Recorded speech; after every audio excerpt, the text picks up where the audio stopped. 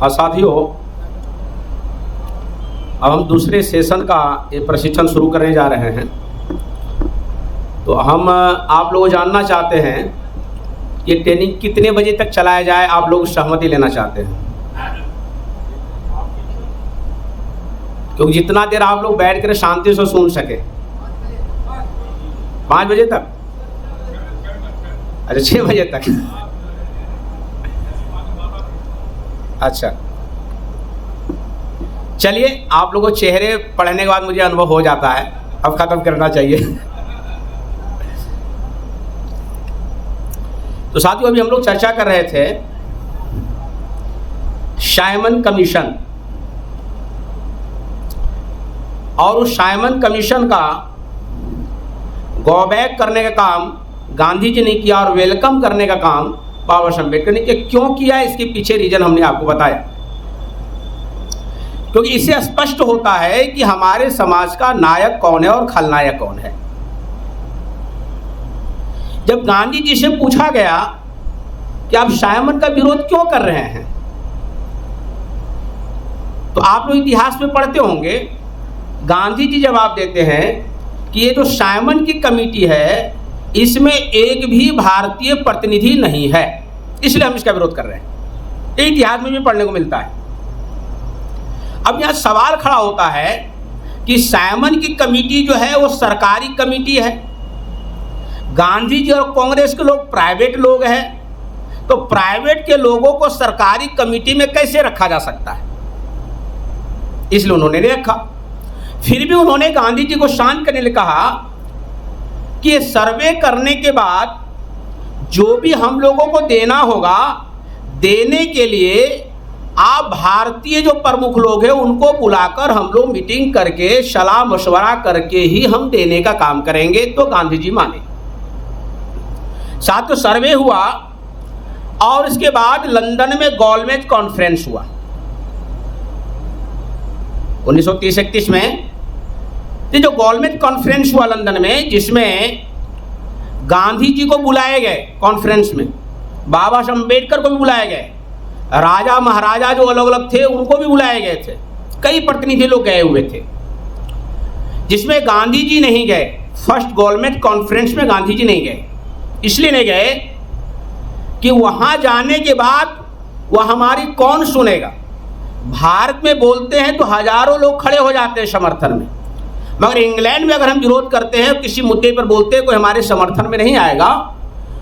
तो बाबा साहब अम्बेडकर चूंकि गए हुए थे और उन्होंने दमदार तरीके से अपनी बातें जो गोलमेज कॉन्फ्रेंस में रखी और ये खबरें जब अखबार में छपी, तो गांधी जी को लगा कि नहीं जाकर के हमने बहुत बड़ा नुकसान किया।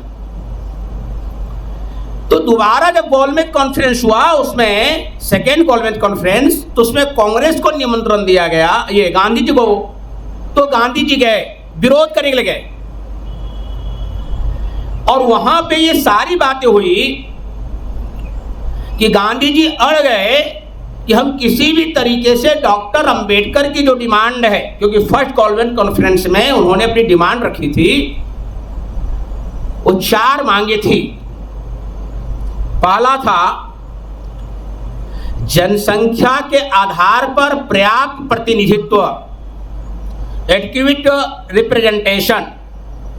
दूसरा था अलग निर्वाचन क्षेत्र अर्थात सेपरेट इलेक्टेड। तीसरा था डबल वोटिंग, 2 बार वोट डालने का अधिकार।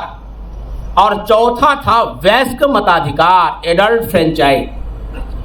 ये जो 4 अधिकारों की डिमांड जो बाबा साहब अम्बेडकर रखा गया था, तो गांधी जी उसकी विरोध कर रहे थे। यहां तक कि मुस्लिम लीग के जो लीडर लोग थे उनके साथ गांधी जी मिले और उनको कहा कि अगर आप डॉक्टर अंबेडकर की मांगों का यदि आप विरोध करते हो,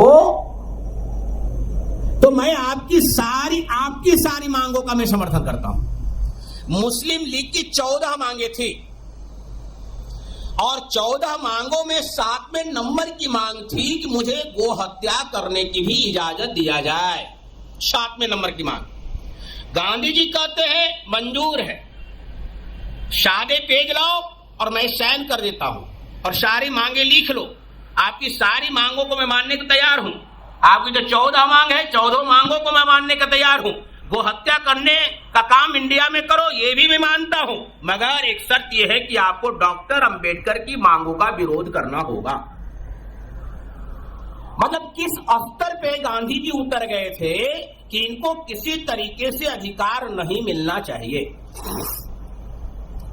फिर भी अंग्रेजों ने वो अधिकार 17 अगस्त 1932 को दे दिया, वो चारों अधिकार प्रदान कर दिया 17 अगस्त 1932 को। उस समय एक और घटना घटी कि गांधी जी कह रहे थे कि हम इनकी मांगों का विरोध करता हूं, क्योंकि मैं इनके तरफ से रिप्रेजेंटेटिव मैं ही हूं, अछूतों का भी रिप्रेजेंटेटिव मैं ही हूं। और गांधी जी कह रहे थे मैं हूं, ये भी समस्या खड़ी हुई इंग्लैंड में। और ये खबर जब अखबार में छपी कि अछूतों का रियल रिप्रेजेंटेटिव कौन है, गांधी जी या डॉक्टर अंबेडकर। एक कानपुर के पास रहने वाले थे स्वामी अछूतानंद। इन्होंने घर घर जा जाकर टेलीग्राम लिखवाए, टेलीग्राम हर घरों से टेलीग्राम भिजवाए, हमारे लीडर डॉक्टर अंबेडकर, हमारे लीडर डॉक्टर अंबेडकर। क्योंकि टेलीग्राम में कम से कम शब्द होता है, तो ऐसे करके हजारों टेलीग्राम स्वामी अछूतानंद ने इंग्लैंड भिजवाए, हमारे लीडर डॉक्टर अंबेडकर। यही खबर पंजाब के जलंधर के वाल्मीकियों को जब मिला तो वाल्मीकि जाति के लोगों ने, जो आज वाल्मीकि जाति है मूलतः वो भंगी जाति है। भंगी का मतलब ब्राह्मणवादी व्यवस्था का भंग करने वाला। जिन्होंने ब्राह्मणवादी व्यवस्था का भंग किया उसे को भंगी कहा गया। कोई ब्राह्मणवादी लोगों ने कहा कि भंगी उसी को कहते हैं जिसका मति भंग हो गया है, जो सबसे ज्यादा भांग पीता है वो भंगी होता है। ऐसा ब्राह्मणवादियों के द्वारा प्रचार है। एक राजेंद्र कुमार नाम का लेखक है, उसने पूरे देश में सर्वे किया और सर्वे करने के बाद पाया कि बनारस के जो पंडे हैं वो सबसे ज्यादा भांग पीने का काम करते हैं। अगर बनारस के पंडे सबसे ज्यादा भांग पीते हैं तो बनारस के पंडे को भंगी क्यों नहीं कहा गया? इसका मतलब भांग पीने वाले को भंगी नहीं कहा गया। भंगी मतलब भंग करने वाला। और जिन लोगों ने ब्राह्मणवादी व्यवस्था के विरोध में आंदोलन चलाया वो जातियां ब्राह्मणों से ज्यादा दूर हो गई। जो जातियां ब्राह्मण से ज्यादा दूर है उस समझ से ज्यादा उसने विरोध किया। जो ज्यादा विरोध करता है उससे ज्यादा दूरी होता है। तो इस जातिगत व्यवस्था में सबसे निचली पायदान पे भंगियों को रखा गया। क्यों? क्योंकि इसने उस सिस्टम का सबसे ज्यादा विरोध किया, इसलिए सबसे निचली पायदान पर है। तो उन भंगियों ने देखा जलंधर का, जो कुछ लोग जो भंगी होते हैं वो भंगी सुनकर के उनको बड़ा खराब लगता है कि हमको गाली दिया जा रहा है, जबकि ये गर्वता वाली शब्द है। जो इस देश में उस सिस्टम के खिलाफ लड़ाई लड़ने वाला व्यक्ति, भंग करने वाला व्यक्ति, एक गर्वता वाली है, ये गौरवशाली शब्द है। इसको गौरवता वाली शब्द में लेने का मतलब है। और जो ब्राह्मणों के झांसे में भी फंसे हुए हैं वो इस शब्द का विरोध करते हैं। तो साथियों उन भंगियों ने, उसने लेटर लिखा, डॉक्टर अंबेडकर हमारे लीडर है। और लेटर कैसे लिखा? अपने खून से लेटर लिखा, खून से लेटर लिखा और खून से लेटर लिखकर भेजा कि डॉक्टर अंबेडकर हमारे लीडर है, हमारा खून और डॉक्टर अंबेडकर का खून मिला लेना, हमारा दोनों का खून एक है, ऐसा लेटर लिखा। और उस कॉन्फ्रेंस में बाबा साहब अंबेडकर ने हजारों टेलीग्राम पटक दिया अंग्रेजों के सामने। ये देखो भारत के जो अछूत लोग हैं हमें लीडर माना है। और गांधी जी मात्र केवल 2 टेलीग्राम दिखाते हैं। 2 लोगों ने गांधी जी को लीडर माना था, 2 व्यक्ति, 2 टेलीग्राम। अंग्रेजों ने बाबा साहब अंबेडकर की बातों को एक्सेप्ट करके ही 17 अगस्त 1932 को वो 4 अधिकार बहाल कर दिया। गांधी जी वहां धमकी देकर के आए कि अगर डॉक्टर अंबेडकर को अधिकार मिलते हैं तो मैं जान की बाजी लगाकर भारत में उसका विरोध करूंगा। तो अंग्रेज गांधी जी से परिचित थे कि ये जरूर खरमंडल मचाएगा भारत जाकर। जब वापस आया और गांधी जी को मुंबई बंदरगाह पर पहले अरेस्ट कर लिया गया। जब इंग्लैंड से वापस आए उनको अरेस्ट कर लिया गया और पूना के अरवदा जेल में डाल दिया। 20 सितंबर 1932 से गांधी जी आमरण अनशन करना शुरू कर दिया जेल के अंदर, यरवदा जेल में। 4 दिन में हालत बिगड़ने लगी। 24 सितंबर उससे कई गुना आगे तो अन्ना हजारे बन गया। अन्ना हजारे जो है गांधी जी से कई गुना आगे बढ़ गया। ये तो 10-10 दिन 15-15 दिन बिना खाए रहे, वो 4 दिन उसकी हालत बिगड़ने लगी। पूरे देश में कोहराम मचने लगा, गांधी जी मरने वाले हैं, मरने वाले हैं। किसकी वजह से? डॉक्टर अंबेडकर मान नहीं रहे हैं। गांधी जी का कहना था कि जो अंग्रेजों ने अधिकार दिया है उस अधिकार के लिए समझौता करो, वो अधिकार लागू ना हो, यहां पे हम दोनों बैठ के बातचीत कर ले, खत्म कर दिया जाए अधिकार। और बाबा साहब अम्बेडकर कतई तैयार नहीं थे। जगह जगह अछूतों पर हमले होने लगे, उनकी बस्तियां जलाए जाने लगे।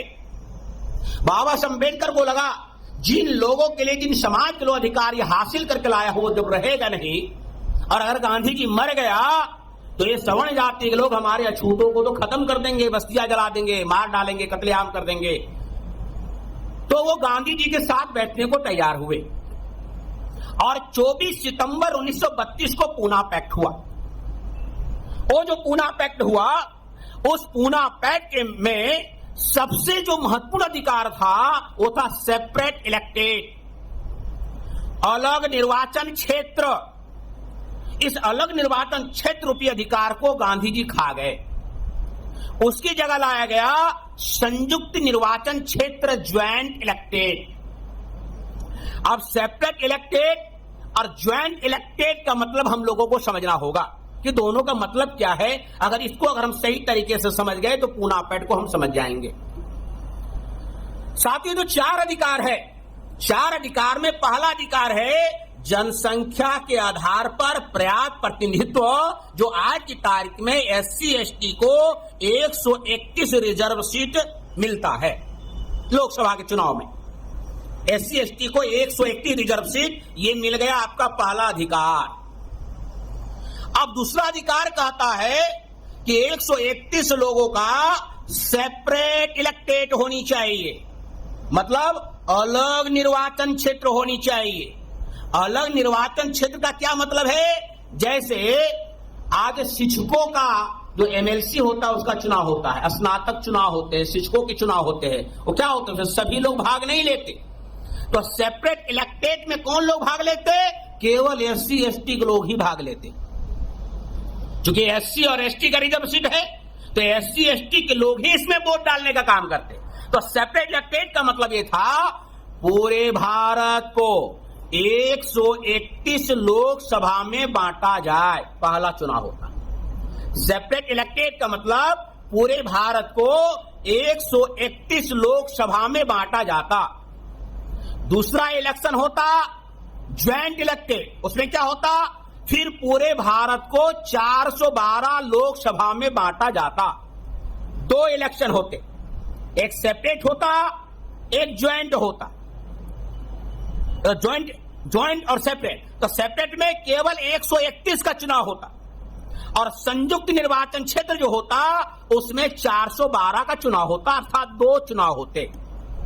पहला चुनाव जो सेपरेट इलेक्टेड होता, अलग निर्वाचन क्षेत्र होता, वो केवल 131 लोगों का ही होता, 131 लोगों का। अब 131 में ही पूरा ऑल इंडिया बांटा गया। अब जैसे मान लिया उदाहरण के लिए, एक ग्वालियर आपका एक रीजन है, ग्वालियर एक रीजन है, ग्वालियर आपका एक लोकसभा भी है। तो अभी संयुक्त निर्वाचन क्षेत्र है तो ग्वालियर एक सीट है। अगर सेपरेट इलेक्टेड होता तो ग्वालियर हो गया, मुरैना हो गया, दतिया हो गया, 3-4 जिलों को मिलाकर एक सीट होता। ये 4-5 जिलों को मिलाकर एक सीट होता, अर्थात सेपरेट इलेक्टेड। आज 543 का चुनाव होता है तो ग्वालियर एक सीट है। अगर 131 भाग में पूरा ऑल इंडिया को बांट करके चुनाव होता तो 4-5 जिलों का एक सीट होता, 4-5 जिलों का एक सीट होता। तो इस तरीके से 131 का होता। तीसरा जो है अधिकार वो है डबल वोटिंग। SC के ST के लोग 2 बार मत देंगे, 2 बार वोट डालेंगे। और 2 बार वोट कब डालेंगे? एक बार जब 131 का चुनाव होगा उसमें भी वोट डालेंगे, और एक बार 412 का चुनाव होगा ज्वाइंट इलेक्टेड, उसमें भी वोट डालेंगे। 2 बार वोट डालने का अधिकार होगा, ये तीसरा अधिकार। चौथा एडल्ट फ्रेंचाइज, वयस्क मताधिकार, जो 18 साल की उम्र को वोट डालने का अधिकार है। ये 4 अधिकार। अब सेपरेट इलेक्टेड से क्या फायदा होता कि सेपरेट इलेक्टेड में 131 लोगों को केवल मात्र एससी और एसटी के लोग ही वोट डालता। जब एससी और एसटी के लोग वोट डालता तो एससी और एसटी का रियल रिप्रेजेंटेटिव चुन करके जाता, और जो चुन करके जाता और वो डंके की चोट पे पार्लियामेंट में कहता, मैं एससी एसटी के वोटों पर चुन करके आया हूं, इसीलिए हम उसके काम करने के लिए, उसका ही काम करने के लिए जिम्मेवार है। और रियल रिप्रेजेंटेटिव होता, वास्तविक लीडर होता, वास्तविक प्रतिनिधित्व होता, 131 रियल रिप्रेजेंटेटिव होता, लड़ने भिड़ने वाले लोग जाते पार्लियामेंट में। अब संयुक्त निर्वाचन क्षेत्र का जब इलेक्शन होता 412 का, जैसे आज के अनुसार 412 प्लस 131 इजिकल टू 543 लोकसभा का सीट है। अब 412 का जब चुनाव होता फिर क्या होता, वहां पर ओबीसी के लोग खड़े होते, माइनॉरिटी के लोग खड़े होते, तो एससी एसटी के नजदीक कौन है, ओबीसी है, माइनॉरिटी है, तो वहां 412 में शेड्यूल कास्ट, शेड्यूल ट्राइब का थोक वोट ओबीसी को जाता, माइनॉरिटी को जाता। तो ये जो ज्वाइंट इलेक्टेड है वहां से माइनॉरिटी ओबीसी लोग चुन करके आ जाते, सेपरेट इलेक्टेड से एससी एसटी चुन के चला जाता। फिर क्या होता, 1 2 3 चुनावों में पूरे पार्लियामेंट पे एससी एसटी ओबीसी माइनॉरिटी का कब्जा हो गया होता। अगर पूना पैक्ट नहीं होता तब ये होता, पूना पैक्ट नहीं होता तब ये होता। और गांधी जी इस बात को जानते थे कि अगर पूना पैक्ट अगर हम नहीं करवाएं और इसके अधिकार को सेपरेट इलेक्टेड को अगर खत्म नहीं करेंगे तो इस देश पर यहाँ के मूल निवासियों का कब्जा हो जाएगा, भविष्य में कब्जा हो जाएगा। इसलिए इस अधिकार को खत्म करना बहुत जरूरी है। जबकि उस समय मुसलमानों को सेपरेट इलेक्टेड लागू था, उस पर गांधी जी विरोध नहीं किया। ईसाइयों को सेपरेट इलेक्टेड था, सिखों को सेपरेट इलेक्टेड था, मगर एससी एसटी को सेपरेट इलेक्टेड देने के लिए वो विरोध करने में उतर गए। तो इस सामाजिक व्यवस्था में जो सबसे निचली पायदान पर है उनके अधिकारों के विरोध में गांधी जी आमरण अनशन कर रहे थे। भाई इनको अधिकार नहीं मिलना चाहिए, जो सबसे शोषित है, दबा है, कुचला है, पीड़ित है, इसके विरोध में वो आमरण अनशन कर रहे थे।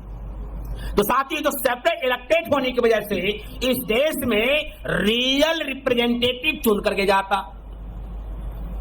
अब उस सेपरेट इलेक्टेड को कन्वर्ट कर दिया ज्वाइंट इलेक्टेड, कहा कि संयुक्त निर्वाचन क्षेत्र होगा। संयुक्त निर्वाचन क्षेत्र में क्या हुआ कि पूरे देश को 543 लोकसभा में बांटा जाता है, जो आज का चुनाव है 543 लोकसभा बांटा जाता है, और 543 लोकसभा में कहा जाता है आप अपना 131 रिजर्व सीट ले लो। आज का चुनाव 543 लोकसभा में पूरे ऑल इंडिया को बांटा जाता है, उसमें 131 रिजर्व सीट हमें दिया जाता है। तो इसका मतलब क्या है, पूना पैक्ट नहीं होता तो 131 कैंडिडेट ऑल इंडिया का रिप्रेजेंटेटिव होता। तो पूरे ऑल इंडिया को 131 लोकसभा बांटा गया था सेपरेट इलेक्टेड में, तो पूना पैक्ट नहीं होता तो 131 कैंडिडेट ऑल इंडिया का रिप्रेजेंटेटिव होता। पूना पैक्ट हो गया तो 131 कैंडिडेट 131 लोकसभा का रिप्रेजेंटेटिव है, चेंज हो गया मामला।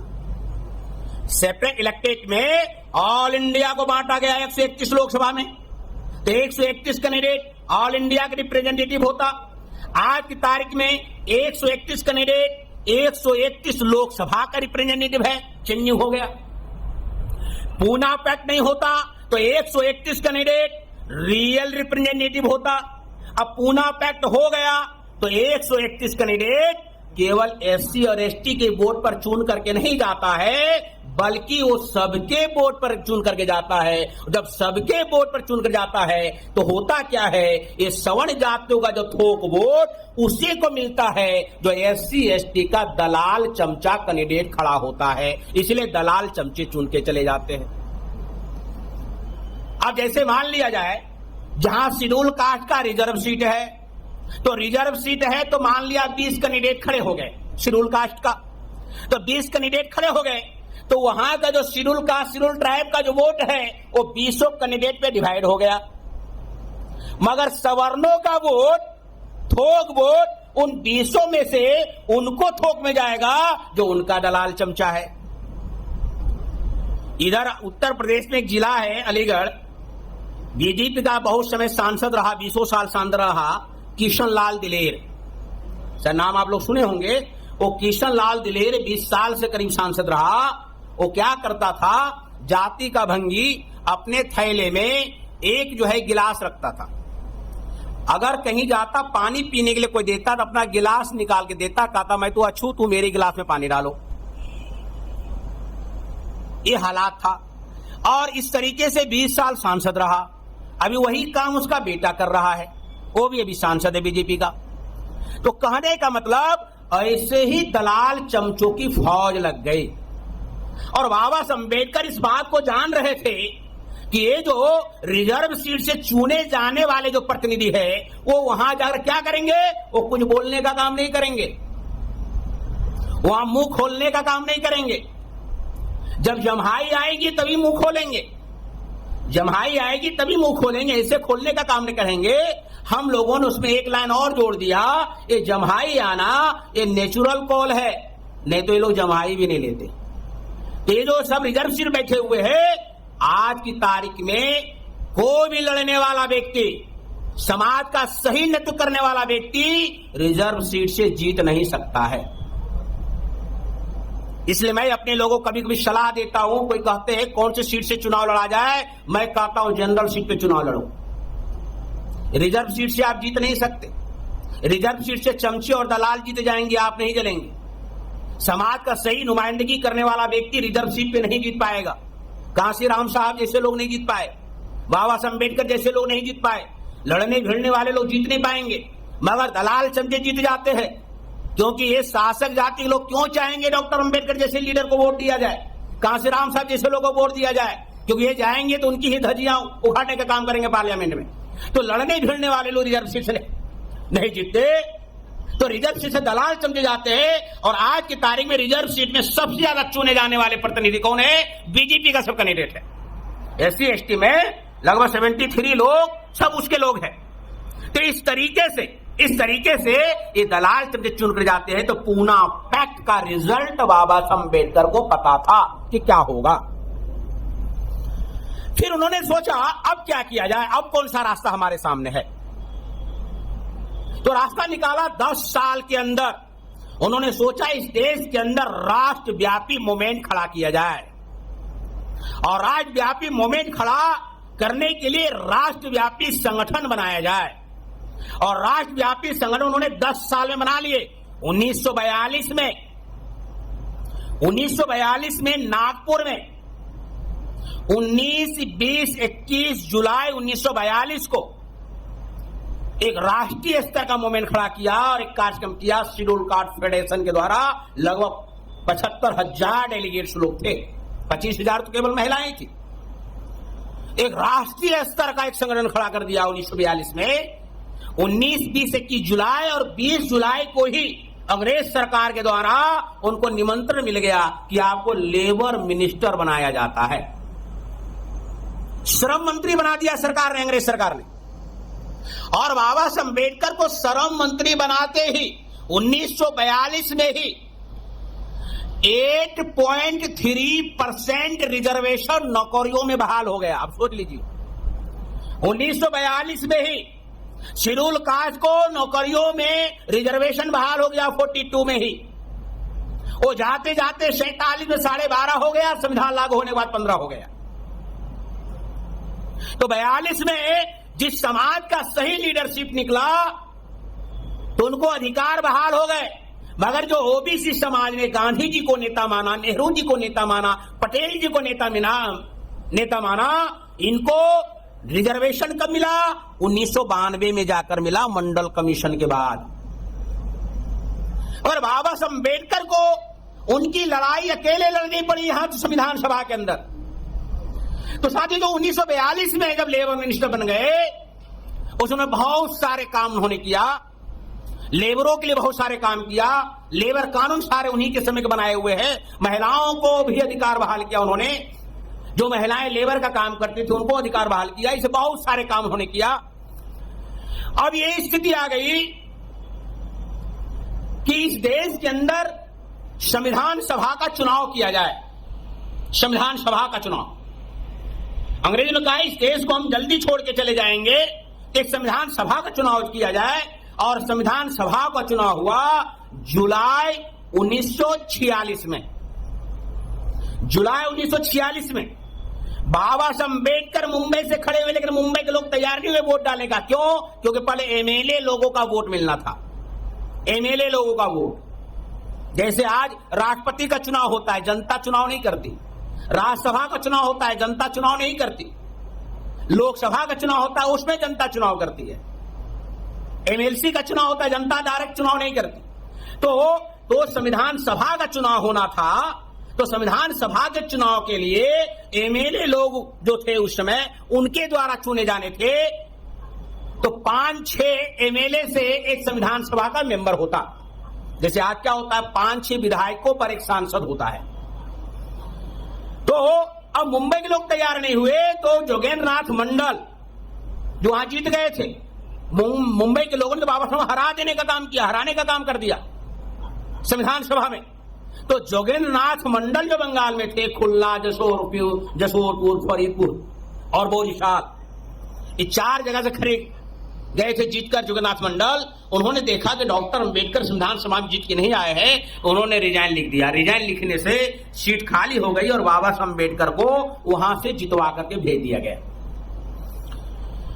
उस संविधान सभा के चुनाव में गांधी जी और कांग्रेस के द्वारा प्रचार किया गया कि डॉक्टर अंबेडकर के लिए संविधान सभा के दरवाजे तो क्या खिड़कियां भी बंद रहनी चाहिए, खिड़कियां भी बंद रहनी चाहिए। और जब वो जीत करके चले आए, तब इन लोगों ने प्लान बनाना शुरू कर दिया कि भारत का विभाजन किया जाए।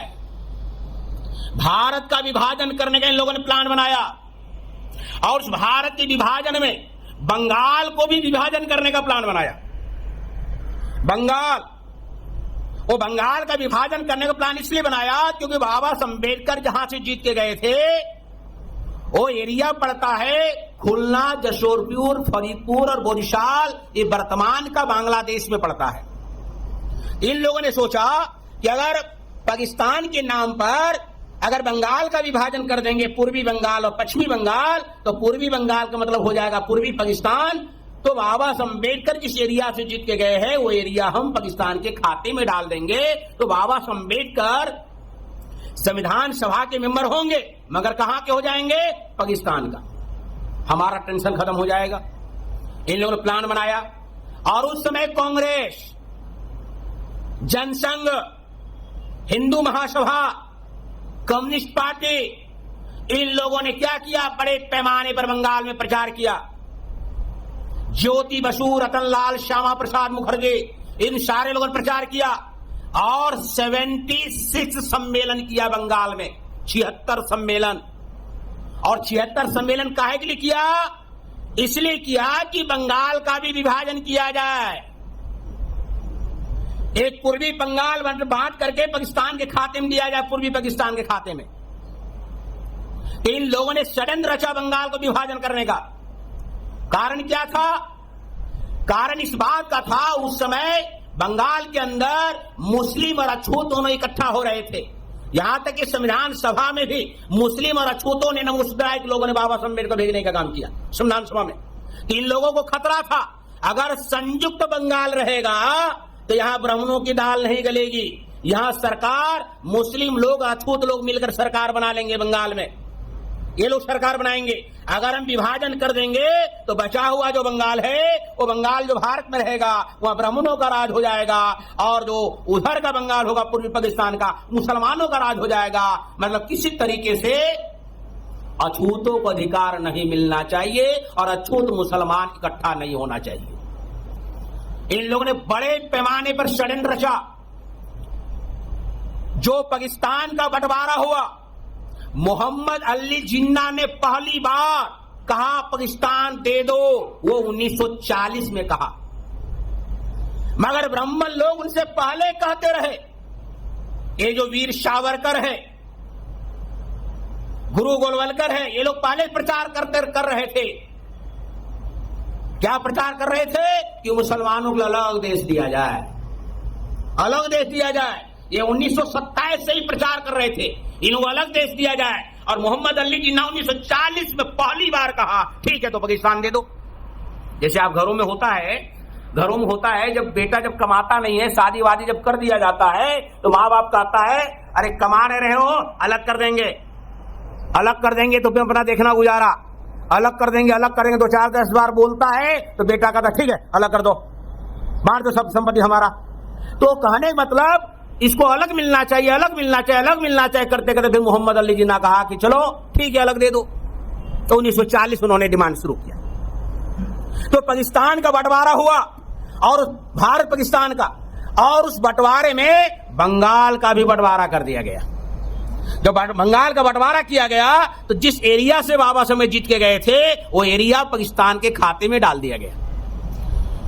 बाबा साहब अम्बेडकर कहे हम तो रहेंगे भारत में, लेकिन अब वो संविधान सभा के मेंबर नहीं थे क्योंकि उनकी मेंबरशिप सदस्यता चली गई पाकिस्तान। उस समय 2 घटनाएं घटी, एक फ्रांस के अंदर घटनाएं घटी, एक अमेरिका में घटनाएं घटी। फ्रांस में क्या हुआ, फ्रांस के मजदूरों ने, वहां के उच्च वर्णीय जो पूंजीपति जमींदार लोग थे, उनको वहां के मजदूरों ने एक गैलेटियन नाम के यंत्र में बहुत बड़े पैमाने पर गर्दन काट दिया। उसका एक यंत्र वहां की मशीन होती है, और उन्होंने उच्च वर्णीय जमींदार वगैरह पूंजीपति लोग थे उनको काट डाला। अमेरिका में निग्रो लोगों ने, गोरे लोगों के जो जमींदारी लोग थे उनको बड़े पैमाने पर कत्लेआम किया। अमेरिका में निग्रो लोगों ने, वहां का उस समय राष्ट्रपति था अब्राहम लिंकन। तो अब्राहम लिंकन को लागू करना पड़ा, हम सब लोगों को अधिकार बहाल करते हैं। ये घटनाएं घटी और भारत के ब्राह्मणों को लगा इस तरह की उधर जो घटनाएं घट रही है, एक साम्यवादी मोमेंट चल रहा है, सर्वहारा पूंजीवादी वाला मोमेंट चल रहा है। और डॉक्टर अंबेडकर को अगर मान लिया संविधान सभा में हिलाते हैं और डॉक्टर अंबेडकर के लोग अगर साम्यवादी मूवमेंट में अगर शामिल हो गए तो हमारे लिए खतरा पैदा हो जाएगा। एक खतरा ये पैदा हुआ। दूसरा, अंग्रेजों पर दबाव डाले बाबा साहब अंबेडकर ने कि हमें किसी भी प्रकार से संविधान सभा में लाया जाए। अगर कोई भी संविधान अगर बन भी जाता है और उस संविधान में हमारे लोगों को रिप्रेजेंटेशन नहीं मिलता, प्रतिनिधित्व नहीं मिलता, हिस्सेदारी नहीं मिलता, तो हमारे लोग किसी भी संविधान को मानने को तैयार नहीं है। लॉर्ड माउंटबेटन के सामने भी यह समस्या खड़ी हुई। वो तो आए थे इसलिए किसी तरीके से शांतिपूर्वक बंटवारा कर दिया जाए, शांत माहौल बना दिया जाए, ताकि अंग्रेजों को अंतर्राष्ट्रीय स्तर पर बदनामी ना झेलना पड़े कि इतने समय तक आपने भारत पर शासन किया और अंत में गए तो किस तरह के दुर्दशा करके गए इंडिया को। उस पर भी प्रेशर था। एक अंतर्राष्ट्रीय दबाव की वजह से यहां के ब्राह्मणवादियों पर प्रेशर बना और उस प्रेशर की वजह से बाबा साहब अम्बेडकर को फिर जितवा करके लाना पड़ गया। बैरिस्टर जयकर की सीट से, बैरिस्टर जयकर पूना से वो संविधान सभा के मेंबर गए हुए थे, उनका नेहरू के साथ झगड़ा हो गया, उन्होंने रिजाइन लिख दी, वो सीट खाली हुआ और इन लोगों ने बाबा साहब अम्बेडकर को फिर पूना से जितवा कर संविधान सभा में लाए। साथियों, संविधान सभा में जब बाबा साहब अम्बेडकर आए और संविधान में सभा में आकर के जो उन्होंने संविधान सभा में जो काम किया, इतने बड़े और महत्वपूर्ण काम किया, कुछ बातें मैं आपको समझाना चाहता हूं। संविधान सभा के अंदर ये जो सबसे जो महत्वपूर्ण है जो हमारे लोगों के लिए पहले लागू, फंडामेंटल राइट, मौलिक अधिकार, जो हमारे लोग अधिकार ही नहीं थे। मौलिक अधिकार अगर देखा जाए तो संविधान के अंदर आर्टिकल 22 से लेकर आर्टिकल 35 तक फंडामेंटल राइट है। आर्टिकल 13 में, आर्टिकल 13 का पहला लाइन लिखा हुआ, पहला बिंदु लिखा हुआ है। क्या लिखा हुआ है? इस संविधान के लागू होने के एक दिन पहले तक इस देश में जो भी संविधान चल रहा है वह शून्य माना जाएगा। एक झटके में ब्राह्मणों के मनुस्मृति संविधान को ध्वस्त कर दिया, जीरो कर दिया, जीरो कर दिया एक लाइन में। आर्टिकल 13 का दूसरा बिंदु कहता है ये जो मौलिक अधिकार है, ये मौलिक अधिकार के विरोध में इसको खत्म करने के लिए कोई भी सरकार, चाहे केंद्र सरकार हो या राज्य सरकार हो, खत्म करने के लिए कानून पारित नहीं कर सकते। मौलिक अधिकार को खत्म करने के लिए कोई भी सरकार कानून पारित नहीं कर सकती। आर्टिकल 13 का दूसरा बिंदु है। और आर्टिकल 14 से मौलिक अधिकार है पहला, समानता का अधिकार। फिर आर्टिकल 19 से है स्वतंत्रता का अधिकार, पहले बराबरी फिर आजादी, स्वतंत्र का अधिकार। साथ इस तरीके से ये जो हमारे लोग जो मौलिक अधिकार मिले, इसका मतलब क्या है? पहले अधिकार की सुरक्षा दिया कि देखो अधिकार हम दे रहे हैं, ये अधिकार को खत्म करने के लिए कोई भी सरकार कानून पारित नहीं कर सकती। पहले सिक्योरिटी फिर अधिकार बहाल किया। साथ ही जो अधिकार हमारे लोगों को मिले, और अधिकार में सबसे जो महत्वपूर्ण है वो है अवसर। आप भारत के जो प्रियम्बल है, ये जो प्रस्तावना है, प्रस्तावना में आप देखेंगे अवसर की क्षमता, ये जो अवसर है, ये जो अपॉर्चुनिटी है, ये सबसे ज्यादा महत्वपूर्ण है। आज हमारा इंटेलेक्चुअल समाज, पढ़ा लिखा नौकरी पेशे वाले लोग क्या कहते हैं? ये जो मैं अधिकारी बना हूं, ये जो कर्मचारी बना हो, डायरेक्टर बना हो, इंजीनियर बना हो, चीफ इंजीनियर बना हो, ये मैं अपनी योग्यता और काबिलियत के बलबूते बना हूं। IAS IPS अपनी काबिलियत की वजह से, अरे 16 घंटे मेहनत किया, हमने पढ़ाई किया, एग्जाम पास किया, इंटरव्यू पास किया, तब जाके मैं IAS अधिकारी वगैरह हूं, ऐसा हमारे लोग कहते हैं। लेकिन इनको पता नहीं है कि अपनी योग्यता का सेखी बघारने का काम करते हैं। योग्यता क्या है? कहते हैं एक सिद्धांत है, बिना अवसर का योग्यता शून्य होती है। आपके अंदर योग्यता है, आपके अंदर काबिलियत है, मगर अवसर ना दिया जाए। 20-20 साल तक जूनियर इंजीनियर है, अवसर ही नहीं मिला, यही बन जाए, एक्शन बन जाए, अवसर नहीं दिया। कभी कभी किसी ऑफिस में आप लोग देखते होंगे, कोई अधिकारी जब ट्रांसफर होकर के आता है और कोई काम उसको समझ में नहीं आता है, तो अपने छोटे अधिकारी या बाबू से पूछता है ये कैसे होगा, थोड़ा बताओ। अधिकारी जो है अपने छोटे अधिकारी को या बाबूगिरी जो काम कर रहा है ऑफिस में, उससे पूछता है ये काम कैसे होगा। तो जो अधिकारी बन गया, कैसे बना? अवसर से। साथ ही जो अवसर से हमारे लोग अधिकारी बनते हैं, अवसर सिद्धांत भी कहता है बिना अवसर का योग्यता शून्य होती है। अगर अवसर नहीं होता तो योग्यता किस काम आती? अवसर मिला तो आपने पढ़ाई किया तब जाकर आप नौकरी में गए और अधिकारी बन गए। तो जो अवसर की क्षमता, इसकी वजह से हमारे लोग इंटेलेक्चुअल लोग, कर्मचारी अधिकारी मिले, नौकरियों में रिजर्वेशन मिला, अब अधिकारी बन गए। और अधिकारी बनने के बाद इन्होंने क्या किया? अधिकारी बनने के बाद ये अपने लिए सेल्फिश हो गए, खुद के लिए काम करना शुरू किया, समाज को छोड़ दिया। इस समाज को छोड़ने का काम किया, जिस वजह से बाबा साहब अम्बेडकर हमारे पुरखे जो त्याग, बलिदान, संघर्ष करके जो अधिकार लाए थे, जो मूवमेंट खड़ा किए थे, जो आंदोलन खड़ा किए थे, उस आंदोलन में इनको खाद पानी डाल के उसको जिंदा रखना चाहिए था, लेकिन उसमें खाद पानी डालने का काम नहीं किया। और धीरे धीरे क्या हुआ? वो मूवमेंट खत्म हो गया, वो आंदोलन खत्म हो गया। अब वो जो आंदोलन खत्म हो गया, इसकी वजह से हमारे कुछ लोगों ने वामसेव संगठन की शुरुआत किया। मानवर कांशीराम साहब ने, मानवर डी के खापड़े साहब ने, मानवर दीना भाना साहब ने, इन लोगों ने वामसेव की शुरुआत की। और वामसेव शुरुआत करने के पीछे जो मकसद रहा, ये जो इंटेलेक्चुअल लोग हैं, इन लोगों ने क्या किया? ये अधिकारी कर्मचारी बनने के बाद इन्होंने अपने लिए संगठन बनाया, अपने लिए, अपने कल्याण करने के लिए संगठन बनाया। SC ST employees welfare association. कर्मचारी अधिकारी बनते ही कल्याण हो जाता है, कर्मचारी अधिकारी बनते ही कल्याण हो जाता है, फिर भी कल्याण करने वाला संगठन बनाया। लेकिन एक कर्मचारी अधिकारी जिस समाज के नाम पर आए हैं, जिस समाज से वो बिलोंग करते हैं, उस समाज के लिए एक भी संगठन बनाने का काम नहीं किया,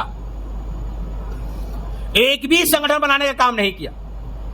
वो अपने लिए बनाया, समाज के लिए नहीं बनाया। जैसे एक माँ बाप जब अपने बच्चों को पढ़ा लिखाकर जब डॉक्टर इंजीनियर बना देता है,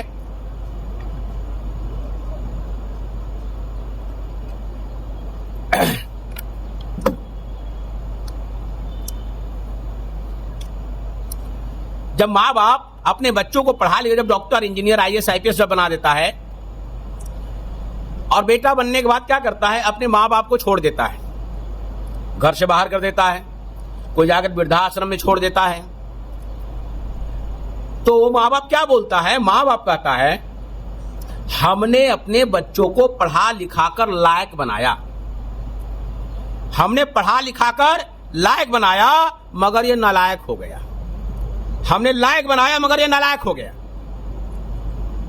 और समाज के लोग, ये जो समाज है, ये अधिकारी कर्मचारी है, ये समाज के नाम पर लायक बन गए, SC के नाम पर, ST के नाम पर, OBC के नाम पर लायक हो गए, समाज के नाम पर लायक हो गए और समाज के लिए कुछ भी नहीं किया तो समाज के नजरों में नालायक हो गए। माँ बाप की वजह से बच्चे लायक हो गए, माँ बाप के लिए कुछ नहीं किया तो माँ बाप की नजरों में नालायक हो गए। तो हम समाज के नाम पर लायक हो गए, समाज के लिए कुछ नहीं किया तो समाज के नजरों में नालायक हो गए। तो क्या हुआ, समाज और हमारे बीच, इंटेलेक्चुअल बीच में क्या हुआ, दूरियां बढ़ गई, क्योंकि समाज से हम अपने आप को धीरे धीरे डिस्कनेक्ट करते चले गए। और डिस्कनेक्ट जब करते चले गए, इससे हुआ क्या, जो ऊपर में जो बुद्धिजीवी समाज है और नीचे हमारा जो आम समाज है, दोनों बीच में खाई बढ़ गई। अब खाई बढ़ गई, आम समाज पर डेली जाति व्यवस्था का शिकार होता है, जूते खाता है, गाली देता है। और जो हमारा इंटेलेक्चुअल समाज है, उसको अलग तरीके का जूता मिलता है। अलग तरीके का जूता मिलने का क्या मतलब है, उसका प्रमोशन नहीं होता, ऑफिशियल भेदभाव होता है, अच्छी कुर्सी टेबल नहीं मिलता। बहुत सारे अधिकारी कहते हैं भाई प्रमोशन तो हो गया मगर अच्छी टेबल नहीं मिला। अच्छी टेबल का मतलब क्या समझते हैं, घूस नीचे से मिलता है, टेबल के नीचे से, उसको अच्छी टेबल समझते हैं। तो हर प्रकार से उनका अत्याचार होता है, आम समाज का आम समाज में अत्याचार होता है। ये भी समस्या का समाधान करने लायक नहीं है। जो इंटेलेक्चुअल है वो भी समस्या का समाधान करने लायक नहीं है। क्यों नहीं है, ये जो पढ़ा लिखा बुद्धिजीवी समाज है, उसके बाद बुद्धि है, पैसा है, संख्या रूपी ताकत नहीं है। जो आम समाज है नीचे, उसके बाद बुद्धि नहीं है, पैसा नहीं है, केवल संख्या रूपी ताकत है। ये बुद्धि नहीं है, पैसा नहीं है, संख्या रूपी ताकत है। बुद्धिजीवी जो है उनके पास संख्या नहीं है, उनका संख्या नहीं है, केवल बुद्धि और पैसा है। तो अगर दोनों को कनेक्ट हो जाए, दोनों समाज अगर कनेक्ट हो गया, बुद्धिजीवी और नीचे समाज अगर ज्वाइंट हो गया, ज्वाइंट होने के बाद क्या होगा, समाज में बुद्धि भी होगा, पैसा भी होगा और संख्या रूपी ताकत भी होगा। तो इस देश में एक बहुत बड़ा मोमेंट खड़ा किया जा सकता है। और यही सोचकर वामसे बनाया गया कि वामसे में बुद्धिजीवियों को तैयार किया जाए और बुद्धिजीवियों के अंदर एहसास दिलाया जाए कि वो क्या करे, वो आम समाज के बीच में जाए, आम लोगों के बीच में जाए, उनको जोड़े, उनको समझाए और अपने से कनेक्ट करे। ऐसा मकसद से वामसे बनाया गया। तो साथ ही जो वामसे बनाया गया, अपने एक निर्धारित लक्ष्य व्यवस्था परिवर्तन के लिए बनाया गया, क्योंकि ये व्यवस्था परिवर्तन उस समय से एक मकसद निर्धारित था जो चल रहा है। और आज की तारीख में भी देश की जो व्यवस्था है, वो व्यवस्था पूरी गैर बराबरी में ही तब्दील है आज भी, हर तरीके से।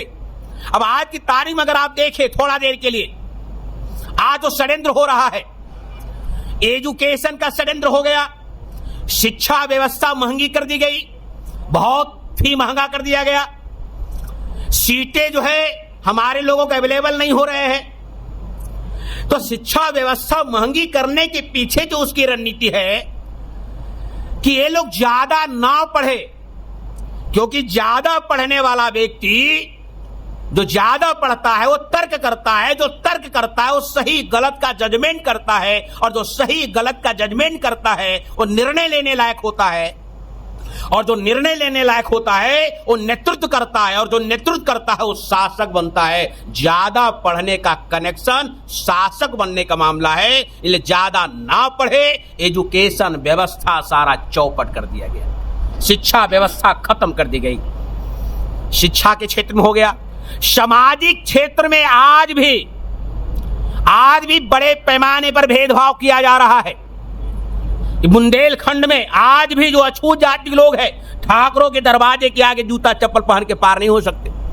राजस्थान की आए दिन आपने कई घटनाएं सुनी, अभी इंद्र कुमार मेघवाल की भी आपने घटनाएं सुनी, कैसे उसके पीट करके मार डाला। ऐसे पूरे देश भर में इस तरह की घटनाएं चल रही है। किसी ने मूछे रख लिया तो उसकी पिटाई हो गई, किसी ने बाबा साहब अम्बेडकर सॉन्ग बजा लिया, पिटाई हो गई। ऐसे घटनाएं चल रहा है तो सामाजिक व्यवस्था से भी आज उसी प्रकार का उत्पीड़न आज भी चल रहा है। अब राजनीतिक व्यवस्था में अगर आप आते हैं तो राजनीतिक व्यवस्था में उसने क्या कर दिया, संविधान के अंदर आर्टिकल 326 है। आर्टिकल 326 के तहत क्या है, मताधिकार है, मताधिकार है। मगर ये जो चुनाव आयोग है ये कभी मताधिकार शब्द का प्रयोग नहीं करता, ये मतदान शब्द का प्रयोग करता है।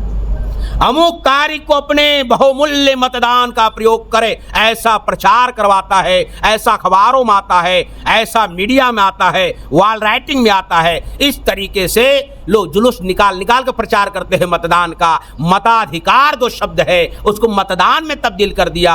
संविधान आप आर्टिकल 326 देख लीजिएगा, मताधिकार है, मतदान बना दिया। अब हमारे लोग सोचते हैं अरे तो मतदान है मतलब दान है। मताधिकार जो शब्द अगर इसके दिमाग में आएगा तो शासक बनने का मामला होगा, अपने अधिकार का सही प्रयोग करने का मामला होगा, मतदान का मतलब दान करने का मामला हो जाएगा। तो राजनीति व्यवस्था ये चौपट कर दिया और बचा खुचा उसने ईवीएम से सत्यानाश कर डाला राजनीति को। तो सामाजिक हालात आपका बिगड़ गया, शैक्षणिक हालात बिगड़ गया, राजनीतिक हालात बिगड़ गए। अब आज की तारीख में हमारा जो आम जनता है वो क्या सोच रहा है, अरे 5 किलो अनाज मिल रहा है, बस 10-15 मिनट और, तो वो कहता है 5 किलो अनाज मिल रहा है, मगर उसको पता नहीं है 5 किलो अनाज मिल रहा है तो क्यों मिल रहा है, किस लिए मिल रहा है। साथियों, भारत के संविधान में आर्टिकल 21 है। आर्टिकल 21 कहता है राइट टू लिव, जीवन जीने का अधिकार है।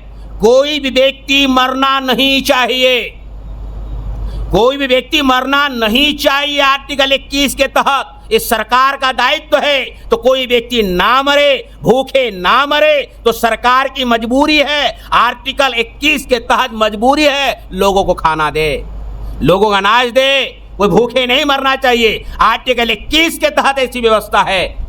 इसका मतलब सरकार अपने से नहीं दे रही है, लोग मरना नहीं चाहिए। संविधान कह रहा है, आर्टिकल 21 के तहत कह रहा है, 21 के तहत लोगों का अनाज मिल रहा है और हमारा आम समाज भज रहा है मोदी दे रहा है, मोदी दे रहा है, मोदी दे रहा है। और मोदी जितना अनाज दे रहा है उससे ज्यादा कीमत का थैला बना के दे रहा है ताकि उसका फोटो ज्यादा समय तक उसके घर में रहे, उसका प्रचार होता रहे। साथ ही सारा चीज समझने की जरूरत है, मगर ये समझाएगा कौन? इस समझाने का काम ये बुद्धिजीवी लोगों का है, ये पढ़े लिखे लोगों का है। मगर आज तक पढ़े लिखे लोगों ने जो काम किया, देश के अंदर संगठन बना बना काम किया, उसमें एक बहुत बड़ी कमियां रही। हम बहुजन समाज के संगठनों में बहुत बड़ी कमियां रही। अब हम लोगों का ही जिम्मेवारी या दायित्व बनता है उस कमियों को सुधार कर हम चले। क्या कमियां रही? आज तक के जो कमियां रही, हम लोगों ने अपने समाज में, अपने संगठन में व्यक्ति को आगे किया, संगठन को पीछे रखा। व्यक्ति को आगे कर दिया, व्यक्ति को आगे कर दिया, व्यक्ति की पहचान बढ़ा दी, व्यक्ति की ताकत बढ़ा दी। और वो व्यक्ति ने क्या किया? अपनी महत्वाकांक्षा के लिए समाज की बलि चढ़ा दी। अभी तक ऐसा होता रहा है, आज भी हो रहा है अपने लोगों में, अपने समाज संगठनों में आज भी हो रहा है। व्यक्ति को आगे बढ़ाने के वजह समाज के साथ धोखाबाजी हो रही है। इसलिए हम लोगों ने फैसला किया अब व्यक्ति को आगे ना बढ़ाकर संगठन को आगे बढ़ाया जाए, संगठन प्रस्थापित किया जाए। संगठन प्रस्थापित होगा, कोई भी व्यक्ति उसका लीडिंग करेगा, कोई फर्क नहीं पड़ेगा। जैसे उदाहरण के लिए मैं बताता हूं आपको, आज बीजेपी है, बीजेपी प्रस्थापित है। बीजेपी का कोई भी व्यक्ति राष्ट्रीय अध्यक्ष बन जाता है, कोई फर्क नहीं पड़ता है, कोई फर्क नहीं पड़ता है। नितिन गडकरी के ऊपर भ्रष्टाचार का आरोप चला, तुरंत चेंज कर दिया, क्या फर्क पड़ा? आडवाणी चला गया पाकिस्तान, जिन्ना के फेवर में भाषण कर दिया, अध्यक्ष पद गंवाना पड़ गया, क्या फर्क पड़ा बीजेपी को? राजनाथ सिंह को हटाया, अब जो हिमाचल का जेपी नड्डा को लाया, कोई जानता भी नहीं था, अचानक राष्ट्रीय अध्यक्ष बन गया, कोई फर्क नहीं पड़ता। क्यों? संगठन प्रस्थापित है। हमारे समाज में क्या है, हम व्यक्ति को प्रस्थापित करते हैं, संगठन को पीछे रखते हैं, और व्यक्ति जब सुप्रीमो बन जाता है, दुश्मनों का जो मीडिया है वो भी प्रचार करता है फलाना सुप्रीमो, फलाना supremo, Baspa supremo, RJD supremo, Sapa supremo, इस तरह सुप्रीमो करके प्रयोग करता है, और हमारा आदमी भी फूलता चला जाता है, उसकी महानता बढ़ती चली जाती है, और लास्ट में देखता है अब हमारी जिंदगी की नैया खत्म होने वाली है, अभी तक कुछ नहीं मिला, तो क्या करता है, उसी सामाजिक संगठनों को क्या करता है, दांव पर लगा देता है, राजनीतिक संगठनों को दांव पर लगा देता है, केवल खुद की व्यक्तिगत महत्वाकांक्षा करने के लिए, खुद की एमपी एमएलए के बनने के लिए, खुद का राजनीति माने के लिए, और इस तरीके से वो सामाजिक मोमेंट धाराशायी हो जाता है, व्यक्तिवादी हावी हो जाता है। अगर संगठन को प्रस्थापित किया जाए, व्यक्ति को पीछे रखा जाए, संगठन प्रस्थापित होगा, तो जब संगठन बनता रहेगा,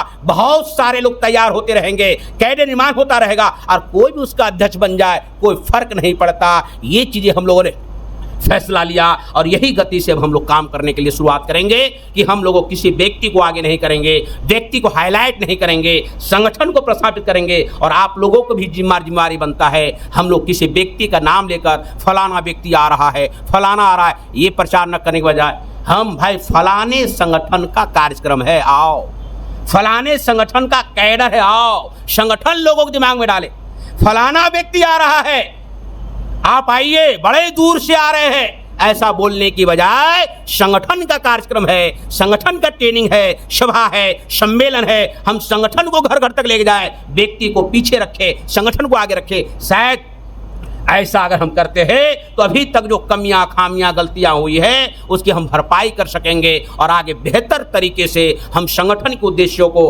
अपने महापुरुषों के उद्देश्यों को पूरा करने में सफल हो सकेंगे। ऐसा हम लोगों को करने की जरूरत है साथ ही, ये हम लोगों को करना चाहिए। दूसरी बात, संगठन बेस पे जो काम कर रहा है, जिस बेस पे काम कर रहा है, हम लोग 3 बेस पे संगठन को चला रहे हैं, 3 बेस पे हम लोग 3 बेस पे संगठन को चला रहे हैं। एक है ब्रॉड बेस। ब्रॉड बेस का मतलब होता है भौगोलिक विस्तार। साथियों, शहरों में हमारे बड़े पैमाने पर लोग जागरूक हुए हैं, लेकिन हर शहर के जो जगे हुए लोग हैं, बुद्धिजीवी लोग हैं, इनका फर्ज बनता है, इनका दायित्व बनता है, इस विचारधारा को, इस संगठन को, इस मोमेंट को हम कहां तक ले जाए, गांव तक लेकर जाए। हमें गांव तक फैलाने की जरूरत है, पूरे देश के अंदर हर गांव तक फैलाने की जरूरत है, ये विशाल संगठन बनाने की जरूरत है। क्यों? क्योंकि हमारी जो समस्या है वो समस्या राष्ट्रव्यापी है। समस्या एक जिले की नहीं है, एक जिले की नहीं है, एक राज्य की नहीं है, एक तहसील की नहीं है, देशव्यापी है। इसलिए संगठन देशव्यापी होनी चाहिए, तो ब्रॉड बेस पे हमें काम करने की जरूरत है। दूसरा है मास बेस। ये जो मास है, हम लोगों को ये सोचने की जरूरत है, ये जो हमारा मास है, जिस मास को हम जोड़ना चाहते हैं, जिस मास को हम साथ में लेकर चलना चाहते हैं, वो मास है, वो देश निर्धारित करता, वो देश कहता है व्यवस्था परिवर्तन। तो व्यवस्था से जो प्रीत लोग हैं वो हमारा मास है, व्यवस्था से जो प्रीत लोग हैं वो हमारी जनता है, हमको उसको लेकर के चलेंगे। अगर व्यवस्था परिवर्तन है तो व्यवस्था से प्रेरित शेड्यूल कास्ट है, शेड्यूल ट्राइब है, ओबीसी है, माइनॉरिटी है, ये हमारा मास बेस है जिसकी संख्या 85% है। अगर ये संख्या 85% है और दूसरे तरफ 15% है, यहाँ एक सिद्धांत काम करता है। सिद्धांत क्या काम करता है? इधर 85 है, इधर 15 है। अगर 15 वाले लोग 85 की तरफ एंट्री कर रहे हैं तो समझ जाना चाहिए षड्यंत्र करने आ रहे हैं। 15 वाले लोग 85 की तरफ घुस रहे हैं तो समझना चाहिए षड्यंत्र करने के लिए आ रहे हैं। और 85 वाले लोग अगर 15 की तरफ जा रहे हैं तो समझ जाना चाहिए स्वार्थ के लिए जा रहे हैं। वो स्वार्थ क्या है? या तो एमपी एमएलए बनना है, ज्यादा कमाना है, या ज्यादा कमा लिया है उसकी सुरक्षा की व्यवस्था करनी है, नहीं तो ईडी सीडी सीबीआई लग जाएगा। तो 85 वाले अगर 15 की तरफ जा रहे हैं तो स्वार्थ के लिए जा रहे हैं, और 15 वाले 85 की तरफ आ रहे हैं तो षड्यंत्र करने आ रहे हैं। इसलिए 15 वाले लोग 85 की लड़ाई नहीं लड़ सकता, और 85 वाले लोग 15 की तरफ जाकर के भी 85 की लड़ाई नहीं लड़ सकता। 15 वाले लोग 85 की लड़ाई नहीं लड़ सकता, 85 वाले लोग 15 की तरफ जाकर के भी 85 की लड़ाई नहीं लड़ सकता। 85 की लड़ाई 85 वाले लोग ही और 85 की तरफ रह करके ही उसकी लड़ाई लड़ सकता है। ये सिद्धांत है। ये जो 85% है हमारा मास बेस है, जिसको हम कहते हैं मूल निवासी बहुजन समाज, यह है मास बेस। और तीसरा साथियों ये कैडर बेस, ये ऑर्गेनाइजेशन कैडर बेस है। ये कैडर बेस है, ये कैडर बेस है। इसका सबसे बड़ी चीजें क्या है, ये जब भी विखंडन होता है, जब भी टूटता है, कोई भी अलग हो जाते हैं, ये है कि ये आदमी कभी आरएसएस की तरफ नहीं जाता या आरएसएस के संगठनों में नहीं जाता, क्योंकि ये कैडर बेस है। अपनी महत्वाकांक्षा की वजह से भले इधर उधर जाता हो, मगर दुश्मनों के संगठन में शामिल नहीं होता है। वो अलग होता है, अलग काम करता है, मगर प्रचार महापुरुषों की विचारधारा का ही करता है। होता क्या है, आरएसएस के में, आरएसएस जो है कैडर है, कैडर बेस संगठन है इस देश में। आरएसएस कैडर बेस संगठन है, ये कैडर वाला है। कम्युनिस्ट भी कैडर वाला है और वाम से भी कैडर वाला है। आरएसएस कैडर है, बेस नहीं है। कम्युनिस्ट कैडर है, बेस नहीं है। वाम से कैडर है और बेस भी है। अब आरएसएस कैडर है, बेस नहीं है। कैडर का मतलब दक्ष और प्रशिक्षित लोग, टेंड लोग है, कोई शक नहीं है, कैडर है, मगर बेस नहीं है। क्यों? क्योंकि उसका डीएनए भारत के लोगों से मिलता नहीं, वो भारत का रहने वाला नहीं है। ये भारत उनकी जमीन नहीं है। भारत क्या है, एक बालू के ढेर पे वो बैठा हुआ है, कब आंधी आएगा भरभरा के गिर जाएगा। उसकी अपनी जमीन भारत नहीं है। क्यों? क्योंकि वो ब्राह्मणों ने बनाया, आरएसएस को ब्राह्मणों ने बनाया, ब्राह्मणों के लिए बनाया और ब्राह्मणवादी व्यवस्था स्थापित करने के लिए बनाया, जो यहां का रहने वाला नहीं है। इसलिए कोई भी हमारा बंदा, शेड्यूल कास्ट का बंदा, ओबीसी का बंदा जो आरएसएस में काम करता है, जिस दिन वामसिफ समझ में आ जाता है, जिस दिन महापुरुषों की विचारधारा समझ में आ जाता है, उस दिन आरएसएस को लात मारता है, इधर शामिल हो जाता है। बहुत सारे लोग कल आरएसएस में काम करते थे, आज वामसिफ में काम करते हैं। जो कम्युनिस्ट का संगठन है वो भी कैडर है, बेस नहीं है। उसमें भी दक्ष और प्रशिक्षित लोग हैं। बेस क्या नहीं है, उसका बेस है इकोनॉमिक बेस। और भारत में इकोनॉमिक बेस नहीं है, भारत में आर्थिक बेस नहीं है, भारत में है सोशल बेस। सोशल सिस्टम है, कास्ट सिस्टम है, या सामाजिक व्यवस्था चलता है, आर्थिक व्यवस्था नहीं चलता। अब सामाजिक व्यवस्था की वजह से ये जो रामनाथ कोविंद है उसको मंदिर घुसने नहीं दिया गया। अभी द्रौपदी मुर्मू है राष्ट्रपति, वो जा रहा भारत रत्न देने के लिए। किसको? एक ब्राह्मण को, अडवाणी को। मोदी सब बैठे हुए हैं, ये खड़े हुए हैं। क्यों? सामाजिक व्यवस्था में शेड्यूल ट्राइब है, उसका सम्मान नहीं कर रहा है। अरे कम से कम राष्ट्रपति के नाते तो सम्मान करो। लेकिन राष्ट्रपति बनने के बाद भी सामाजिक मान्यता नहीं है, सामाजिक व्यवस्था नीचे है। क्यों? भारत में इकोनॉमिक सिस्टम नहीं है। इकोनॉमिक कहा जाए तो देश के इस व्यवस्था में सबसे ज्यादा वेतन राष्ट्रपति को होता है, तो पैसे में तो आगे हो गया। सबसे ज्यादा वेतन राष्ट्रपति को होता है, पहला नागरिक होता है, उसको तुम इज्जत नहीं कर रहे हो। इसका मतलब क्यों? क्योंकि सामाजिक व्यवस्था में वो नीचे है। तो भारत में सोशल सिस्टम है, कास्ट सिस्टम है, इकोनॉमिक सिस्टम नहीं है। इसलिए कम्युनिस्टों का संगठन कैडर है, बेस नहीं है। और वामसिफ संगठन कैडर भी है, बेस भी है। इसमें भी दक्ष और प्रशिक्षित लोग हैं, टेंड लोग हैं। बेस क्या है?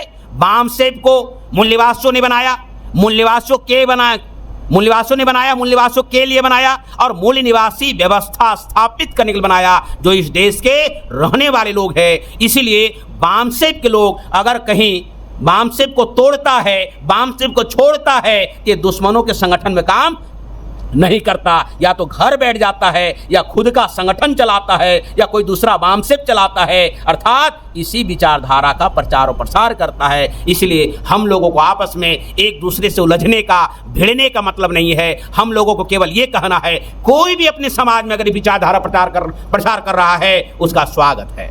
अरे कुछ तो जगा रहा है। अरे आप लोग यहाँ 10-20 लोग बैठे हुए, हम आपको जगा रहे, कोई और कहीं मीटिंग करके जगा रहा होगा। जागृति का जो जोत है वो जलते रहनी चाहिए, वो बुझना नहीं चाहिए। ये काम हम लोगों को निरंतर करने की जरूरत है। और एक उदाहरण देके मैं खत्म कर देता हूं। साथियों, महामानव गौतम बुद्ध एक बार गया के निरंजना नदी के किनारे बैठे हुए थे और भंते महाकश्यप भी वहां बैठे हुए थे। तो भंते महाकश्यप बुद्ध से एक सवाल पूछते हैं, ये जो समाज में जो अन्याय हो रहा है, अत्याचार हो रहा है, शोषण हो रहा है, दमन हो रहा है, क्यों हो रहा है, किस लिए हो रहा है, यह अन्याय अत्याचार हो रहा है समाज पर क्यों हो रहा है? तो बुद्ध जवाब देते हैं, ये जो हमारा समाज जो है अज्ञानता में है, अनपढ़ है, गंवार है, इसलिए इसके ऊपर अन्याय अत्याचार शोषण दमन हो रहा है।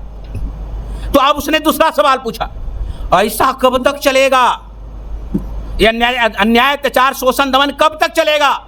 तो बुद्ध कहते हैं, जब तक हमारे लोग ज्ञानी नहीं बनेंगे, जब तक अपनी अज्ञानता को दूर नहीं करेंगे, तब तक ऐसा ही चलता रहेगा।